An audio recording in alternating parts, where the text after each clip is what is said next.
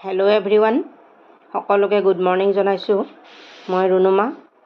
আজি মই আপোনালোকৰ মাজলৈ এটা ৰিবন ৱৰ্কৰ ডিজাইন কেনেকৈ মই বনালোঁ তাক দেখুৱাব খুজিছোঁ।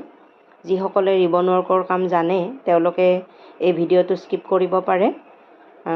আচলতে এই ডিজাইনটো মই ফেব্ৰিক ৱৰ্কৰ পৰা লৈছিলোঁ, কিন্তু মই ডিজাইনটোত ফেব্ৰিক ৱৰ্ক নকৰি ৰিবনেৰে কৰি চালোঁ।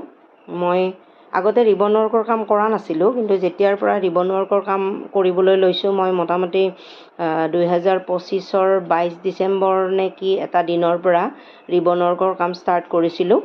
আৰু তেতিয়াৰ পৰা মই সকলোবিলাক মটিভতে সৰুকৈ হ'লেও এটা ৰিবনৰ টাচ দিবলৈ ট্ৰাই কৰিছোঁ।